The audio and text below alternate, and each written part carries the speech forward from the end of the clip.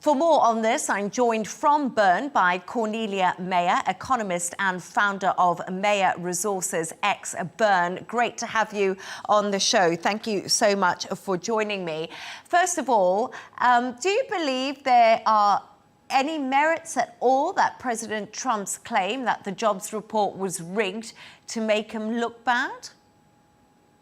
Leanne, thank you so much for having me. No, I don't think so. Look, the Bureau of Labor Statistics is highly professional, as is the Fed. You know, these bureaucracies or these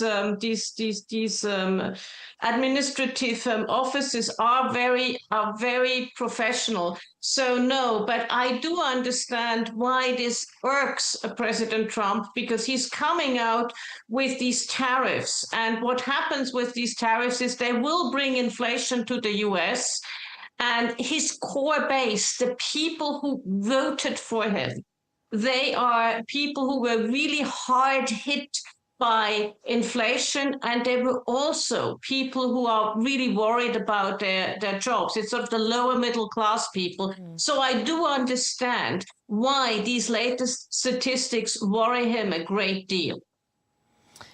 But does this situation and the dismal economic data that we are seeing out of the US to some degree, is it undermining confidence right now? You did say that to me, that the MAGA supporters, Trump's base, they're really going to start feeling that when they go shopping and at the till. And do you think this will really affect Donald Trump when it comes to the midterm elections?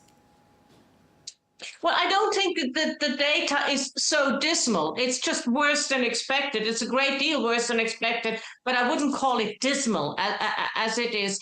But yes, he will have to make sure that that inflation doesn't go up. You know, I know Larry Summers came out and said we're on the brink of a recession. The IMF says no, we are not. What I would say is we are in the US because of the tariffs. We will see heightened inflation in the countries that are receiving the tariffs. We may be at, Europe, especially small countries like Switzerland, 39%. We may see an impending recession. So yes, it will slow down the global economy, and that's never a good thing. But according to a snapshot from the Syntex Index, investor confidence in the EU has fallen sharply after President Trump's trade deal with Brussels. Why is this deal dampening investors' mood?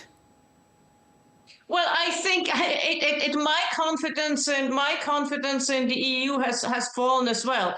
Look, the business model of the EU, and I'm just saying the 300-pound gorilla in the EU is Germany. The business model was cheap energy, high labor costs, and good innovation. But what happened with the war in Ukraine? You now have high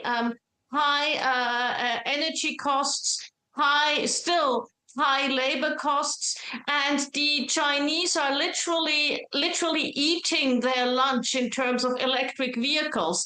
So Germany is the poster child for mechanical engineering, but EVs, electric vehicles, are about computing. So they're about China and the west coast of the United States. There's Tesla and so on.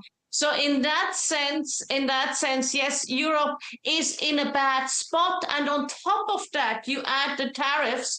And on top of that, you add the uncertainty of the tariffs. Because yes, they only got 15%, much better than some other people. But they also agreed to purchase all this energy from the US, oil, gas, coal, and they agreed to have a $600 billion investment. Now, the agreement is the headline agreement is between country to country, or EU to the US.